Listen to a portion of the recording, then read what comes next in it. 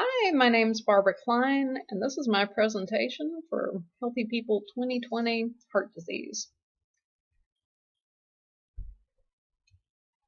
So the heart is a pump. It pumps oxygenated blood to the organs and deoxygenated blood back to the lungs to get oxygenated. Even though it's just a simple pump, it is one of the most important organs in the body because without it, none of the other organs will work. If the heart malfunctions, the effects are felt within seconds. So it's imperative to keep your heart in good health.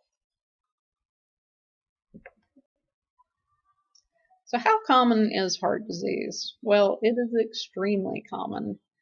Contrary to popular belief, it's not just an old person's disease. It certainly does occur more often in the older population, but it's a series of choices you've made throughout your entire life. And by the time we see it in older populations, it's because younger populations in their 20s, 30s, and 40s made these choices leading up to heart disease.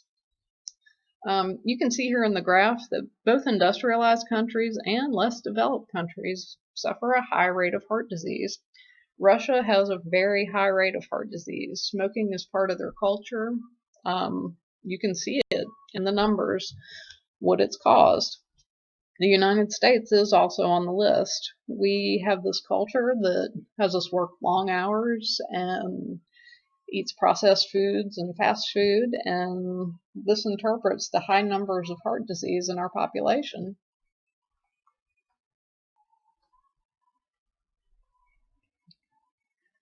So heart disease and stroke, which is a byproduct of heart disease, are the number one killers in the United States. Well, what does this mean? This means that every person is going to know somebody that dies from heart disease, and that is a sobering thought, but it's true. The rates are so high that everyone is affected by it. It is not just an old person problem or someone with poor lifestyle choices. It affects us all.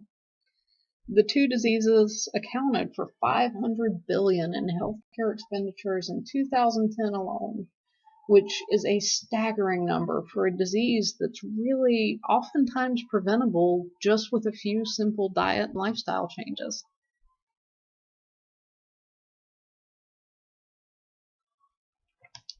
I'm going to cover some of the more common heart diseases. Coronary artery disease is the buildup of cholesterol plaque in your arteries. And it becomes extremely problematic in the heart when you have these tiny, narrow arteries already that begin to fill up with plaque. And when you have a spot in an artery that has begun to bulge with plaque and finally ruptures, the body creates a clot trying to heal up that rupture. Well, when it does, it completely closes off the artery. And that artery is feeding a part of the heart muscle. That heart muscle begins to die.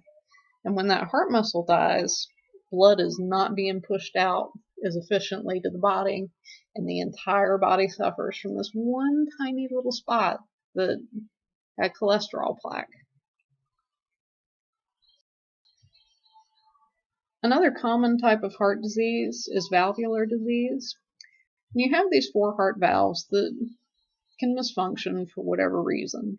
You can't really prevent this with diet or lifestyle changes. However, it is imperative that the physician manage the health of people with valvular issues, because in doing this, it prevents the heart shape from changing. It keeps the heart muscle pumping like it should be and supporting the other organs in the body.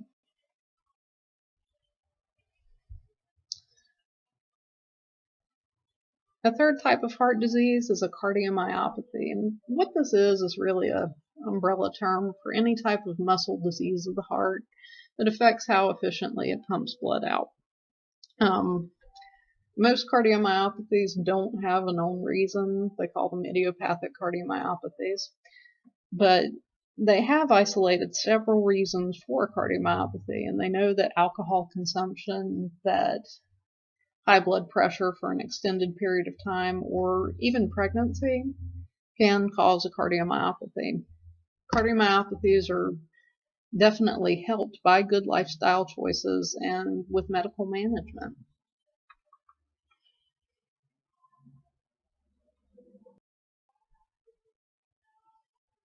So why does heart disease occur? Well, as I mentioned before, heart disease doesn't happen overnight. It's a series of choices we've made.